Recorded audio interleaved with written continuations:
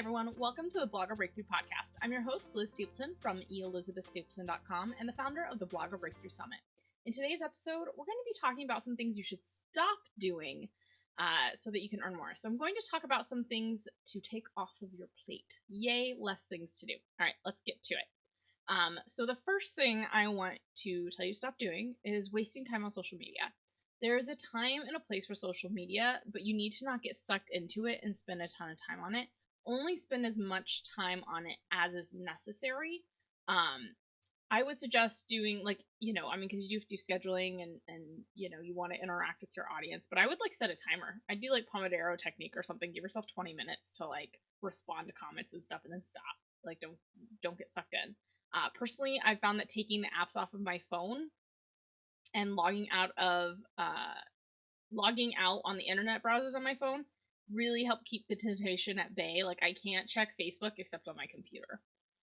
So especially when I'm taking care of kids, then I'm usually not, if I manage to get up early and do some work before they get up, then I'll maybe check Facebook. But usually it's not until the end of the day, and it's once, as opposed to constantly spending 5 minutes here and 10 minutes there and getting sucked in. So stop wasting time on social media.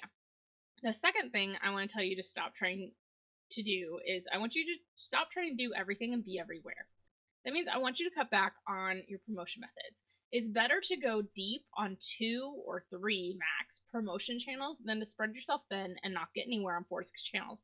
What I mean by this is, so for me, I do Pinterest, I do YouTube, and I'm trying to get going on Instagram. I'm not super savvy on Instagram, but I don't really do Facebook. I don't really do Twitter. I mean, I kind of every now and then I'll throw something out there, but it's not something I consistently work on.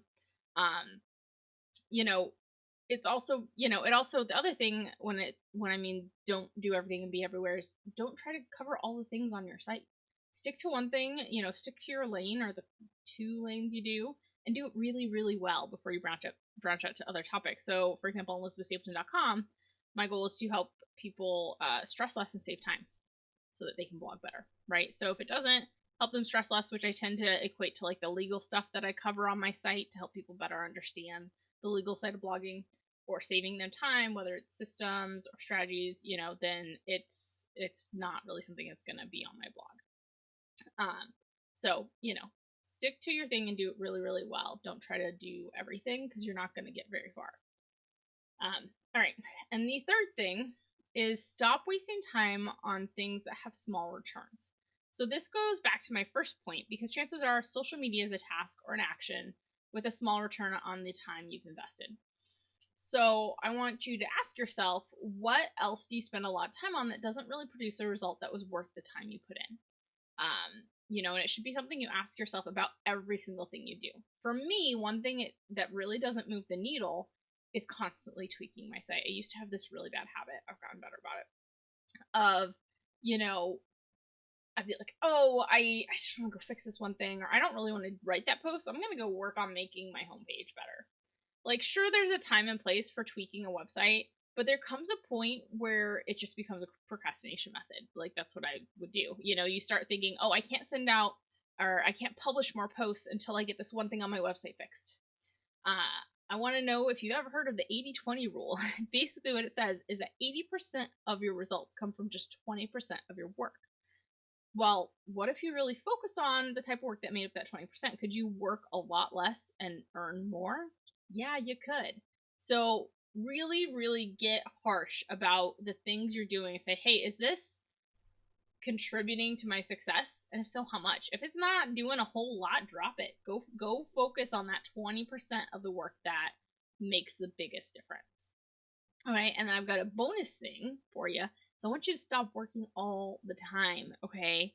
I know you're kind of forced into this right now during COVID because you're watching kids, or, there's a million different things. You're home, everyone's home, you just can't focus. There's a lot going on.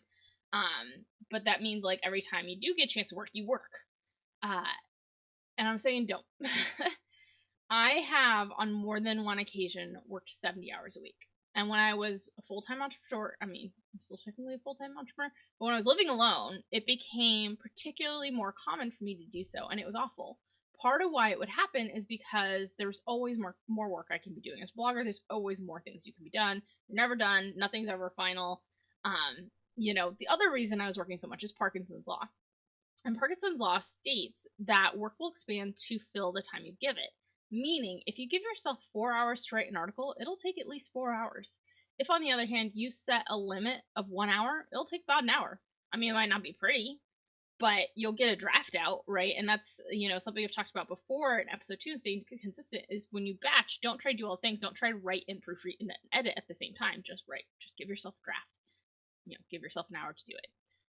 Setting boundaries not only helps it in making you focus to do your work, meaning you get more done in less time, but also helps you to have more of a work-life balance. I found that once I'm super tired, it takes me way longer to get things done than if I were to just stop and go take a break or say I'm done for the day and get a good night's sleep.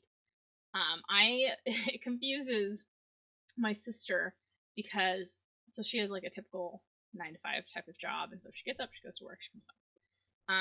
And she gets confused when some days on the weekend where I'm like, oh, I have a lot of work I want to get done, and I sleep in. And she's like, why did you sleep in? Like, I thought you had so much you had to get done. And I was like, I do, but I'm going to be far more effective in getting that work done if I'm well rested than if I'm just like slogging through because I didn't sleep well.